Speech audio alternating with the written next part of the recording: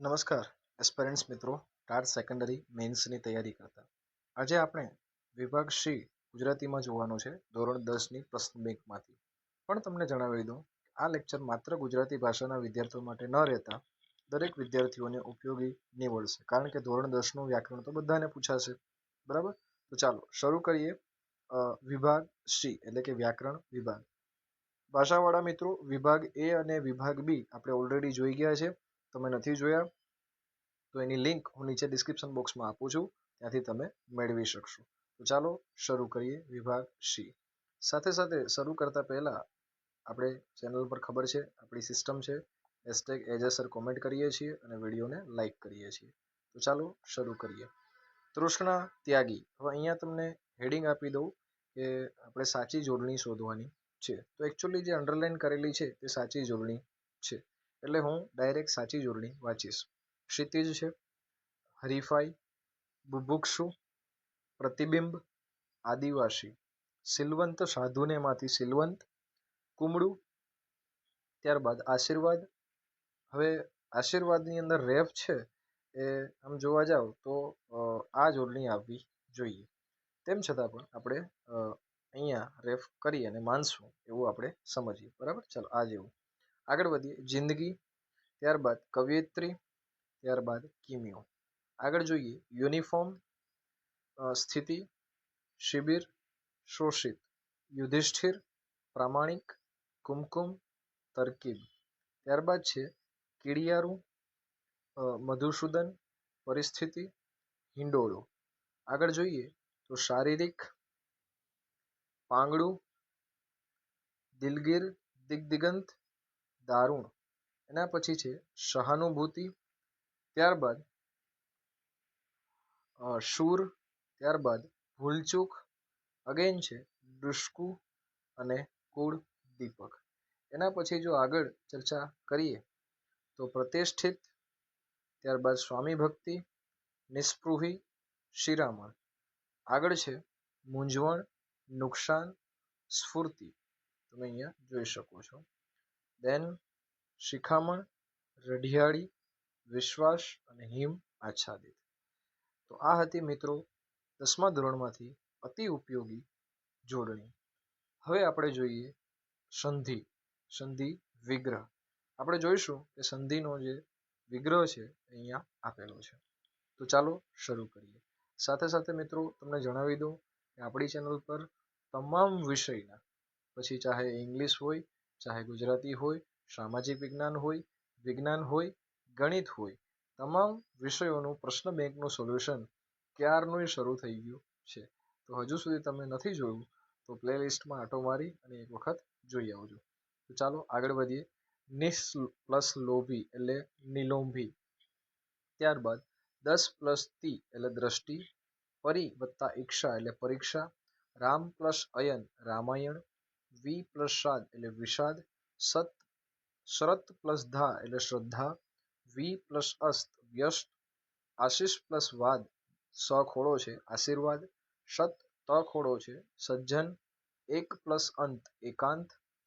આ બધા જ પરીક્ષાલક્ષી આઈએમપી છે એવું માનીને ચાલશું.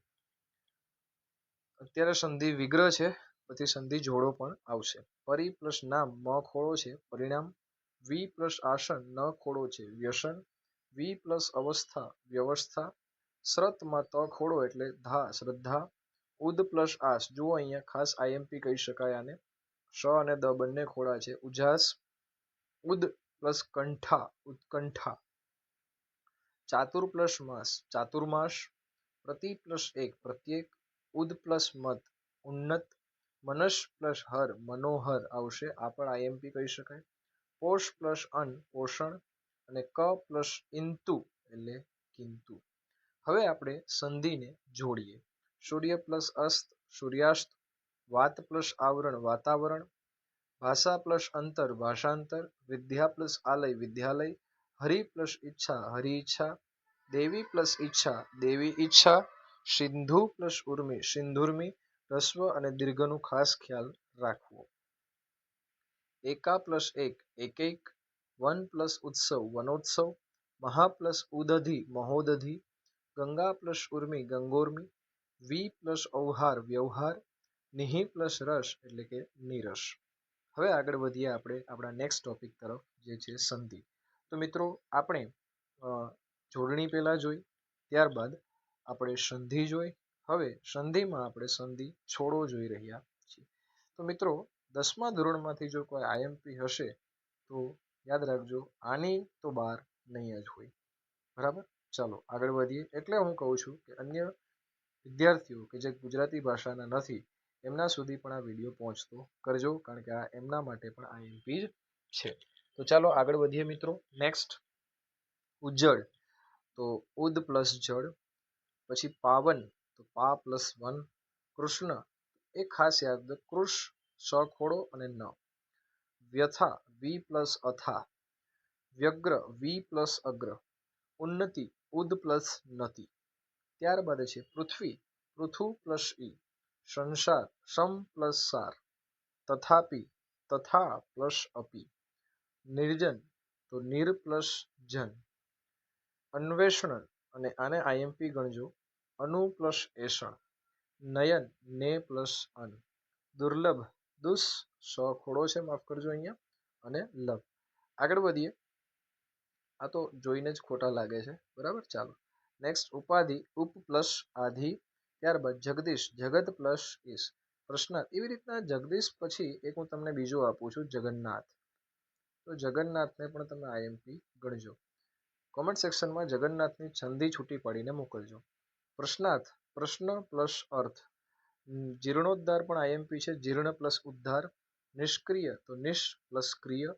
નિશ્ચલ, તો નિસ પ્લસ ચલ. અને ગુઢાર્થ એટલે ગુઢ પ્લસ અર્થ. હવે આગળ વધીએ. નિર્મોહી, તો નિહિ પ્લસ મોહી. દિગંત, તો દિગ પ્લસ અંત. સજ્જન, સત પ્લસ જન. પરિણામ, પરિ પ્લસ નામ. ઉન્નત, ઉદ પ્લસ નત. સ્વચ્છ, શુ પ્લસ અચ. અન્વેષણ રિપીટેડ છે, અનુ પ્લસ એષણ, ત્યાં જોડવું, અહીંયા છોડવું. અન્વેષણ હતું, માફ કરજો. રવિન્દ્ર, રવિ પ્લસ ઇન્દ્ર. શુક્તિ, અને આ જે શુક્તિ છે એ મોસ્ટ આઈએમપી છે. ચાલો ચાતુર્માસ, ચાતુઃ પ્લસ માસ. સ્વાગત, શુ પ્લસ આગત. જન્મોત્સવ, જન્મ પ્લસ ઉત્સવ. યથાચ્છા, તો યથા પ્લસ ઈચ્છા. સહાનુભૂતિ, સહ પ્લસ અનુભૂતિ. સદૈવ, પરોપકાર, અને ગજપ્લતા ઇન્દ્ર. આગળ વધીએ મિત્રો. તો નેક્સ્ટ આવે છે સમાસ. બરાબર, હવે અહીંયા સમાસને આપણે વિગ્રહ આપેલો છે, એટલે કે વિગ્રહ કરવાનું કીધું નથી, એટલે આપણે ડાયરેક્ટ સમાસને યાદ રાખતા જઈશું. વૈષ્ણવ જન, કર્મધારય સમાસ છે. કામ અને ક્રોધ દ્વંદ્વ સમાસ છે. સમ દ્રષ્ટિ, જેની સમાન દ્રષ્ટિ છે તે કર્મધારય. સૂર્યનો અસ્ત થવો એટલે તત્પુરુષ સમાસ. અઠવાડિયું, આ 8 વારનો સમૂહ છે. સદબુદ્ધિ, જેની બુદ્ધિ સારી છે તે સદગુણી છે તે કર્મધારય. માતા અને પિતા દ્વંદ્વ સમાસ. મહારાજ, મહાન એવો રાજા કર્મધાર્ય. પરમાર્થ, ત્યારબાદ માનવભક્ષી, માનવનું ભક્ષણ કરનાર ઉપપદ, નાર નારી નારો. હવે એવી રીતના હું બધાના જ સમાસ વિગ્રહ કરતો જઈશ તો વિડીયો ઘણો લાંબો બનશે, એટલે હું બધાના વિગ્રહ નહીં કરું મિત્રો. જે એવું લાગશે ત્યાં કરશું. હિંસા કરનાર ઉપપદ સમાસ. વિદુર, જેની પત્ની આઈ થિંક મરી ગઈ છે તે પુરુષ એટલે બહુવ્રીહી સમાસ. પછી જે પર્વતારોહક, પર્વતનો આરોહણ કરનાર કે ચડનાર, માફ કરજો, યુધિષ્ઠિર તત્પુરુષ સમાસ. સુખડચંદન કર્મધાર્ય સમાસ. બેદિલ, આ એક જરાક મને કોમેન્ટ સેક્શનમાં જણાવજો, આનો જવાબ મને પણ મળ્યો નથી, મારો વિષય નથી આ ગુજરાતી, મને માફ કરજો. ચાલો, ભજનમાં જે આનંદ મળે, ભજનાનંદ મધ્યમ પદલોપી સમાસ. ઘરડા લોકોને રહેવાનું ઘર એટલે ઘરડા ઘર મધ્યમ પદલોપી. દાવ અને પેચ બહુવ્રીહી. અનાથ, નિરોગી બહુવ્રીહી. સાધક, સાધક જ્યાં સાધના કરનાર એટલે ઉપપદ સમાસ. નવરાત્રિ, નવરાત્રિઓનો સમૂહ. નર્મદા, નર્મદ એટલે આનંદ આપનાર ઉપપદ સમાસ. રત્નાકર, સાગરનું જે છે તે, બરાબર, તત્પુરુષ સમાસ. સુધારસ કર્મધારય સમાસ. દિગ્દિગંત દ્વંદ્વ સમાસ.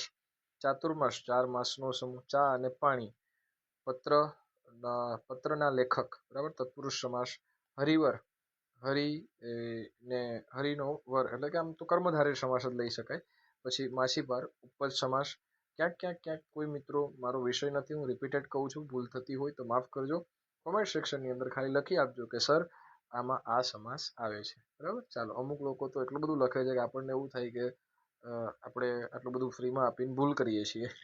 બરાબર, પણ કાંઈ વાંધો નહીં, જેવી જેની બુદ્ધિ. ચાલો આગળ વધીએ.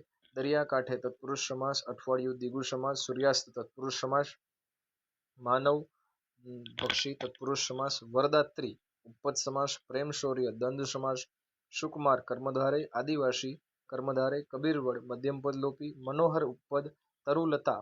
આ એક કોમેન્ટ સેક્શનમાં જે મને નથી મળ્યા એ મેં જરા રહેવા દીધા છે, તો તમે કોમેન્ટ સેક્શનમાં જણાવજો. સાથે સાથે રાવણનો વધ, જીવનની શ્રદ્ધા, કબીર વડ, વનસંપદા, ઇન્દ્રજાળ, શોષણખોર. આ બંને યાદ રાખજો.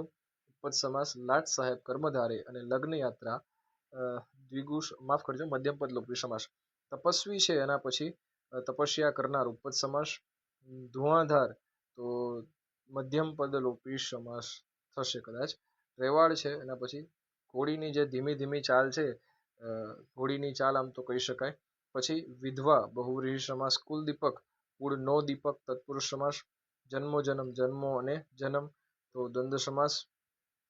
ત્યારબાદ જન્મોત્સવ છે, ધીરધાર છે, બરાબર, ઘી કેળા છે, લેણદાર છે, નવરંગી છે. આ નવરંગી યાદ રાખજો, અહીંયા નવ રંગી દ્વિગુ સમાસ લીધો છે, નવરંગ. બરાબર, ન્યૂના સંદર્ભમાં નથી એટલા માટે. પછી અઠવાડિયું છે, નિર્જન આપેલા છે. ત્યારબાદ જોઈએ મિત્રો તો સ્વજન આવે છે, અને સ્વજનની અંદર તત્પુરુષ. 66મો આપણે જોઈએ અનુપમ બહુવ્રીહી સમાસ છે, રણછોડ ઉપપદ સમાસ છે, અને જિજ્ઞાસુ છે એ પણ અગેન જેને જાણવાની ઈચ્છા, જિજ્ઞા. બરાબર, ચાલો હવે આપણે અહીંયા આપણો લેક્ચર છે એ પૂર્ણ કરીએ છીએ મિત્રો, અને મળીશું આપણે આપણા વેરી નેક્સ્ટ લેક્ચર સેશનમાં. બરાબર, આજે આપણે જે જોયું છે એની પીડીએફ વધીને 24 અવર્સમાં